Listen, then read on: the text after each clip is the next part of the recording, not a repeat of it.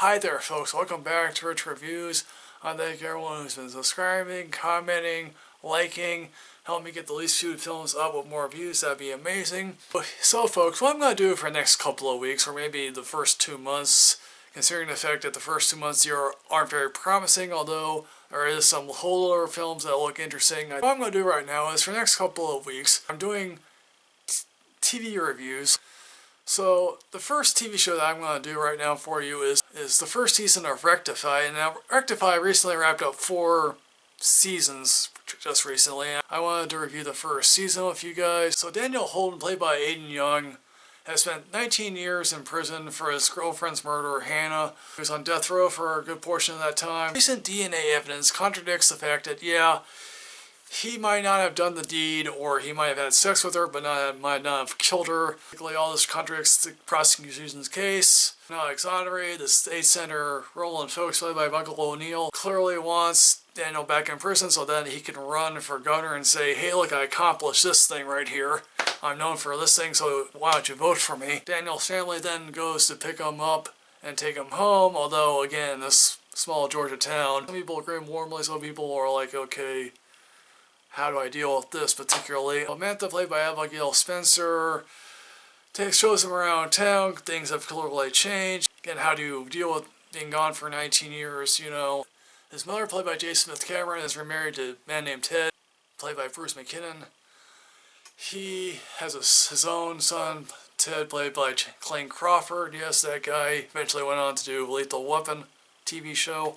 Now, Ted Sr. and Ted Jr. took over the tire shop that Daniel's father recently owned or had in the family now. They take it over. Ted Jr. fears that Daniel might want to work there. That might drive business away because people clearly don't know what they want to do with Daniel. And Ted Jr. really doesn't know what to think of Daniel. That clearly he tries to befriend him, but at the same time, you know, clearly he doesn't know what to think of him being out or how the DNA evidence fits in all this. His wife Tawny, played by Adeline Clemens, she's a religious soul who says to herself, okay, I'm going to try to help Daniel save his soul, or maybe I'll try to get him involved in the local church, get him to a revival, be baptized. Now, some of this worthwhile probably, but some of it, you know, doesn't work out the way that, you know, Tawny expects it to. There's some interesting moments of her and Daniel talking about gallows humor, because clearly people on death row have a more odder sense of humor. His sister Amantha and his lawyer John want him to, you know, be more forceful in his expression of his innocence. Prison has made him more esoteric. How do you deal with being in prison with 19 years when technology has changed? Again, he was used to one set of technology, now he has to deal with another set of technology. But you do get some flashbacks to his time in prison, you know, him being isolated for 23 hours a day.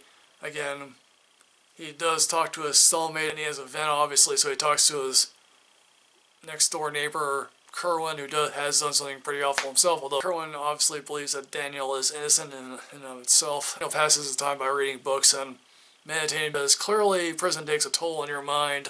I also have another nasty cellmate, Wendell, played by Jaden Smith, who plays a whole lot of mind games and hit games. John, who then goes to see Daniel's former lawyer, who is dying of cancer. Daniel's former lawyer says Daniel is always strange, and John says that's not necessarily a crime.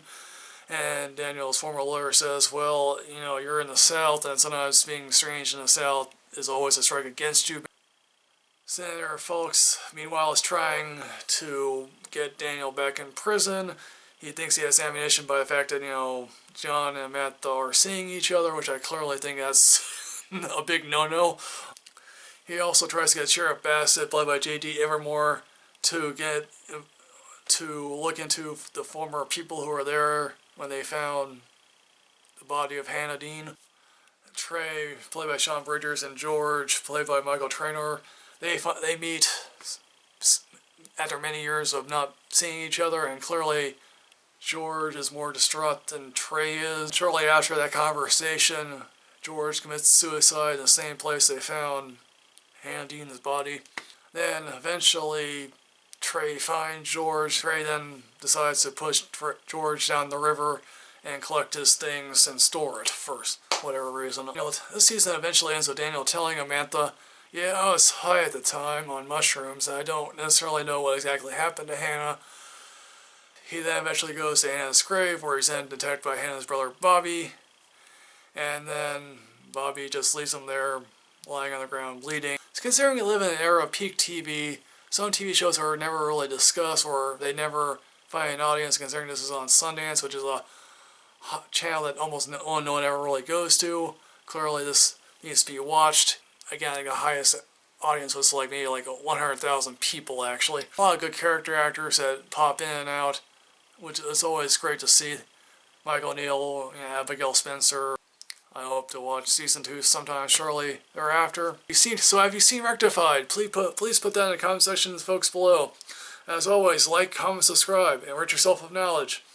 If you want to see this handsome face again, subscribe.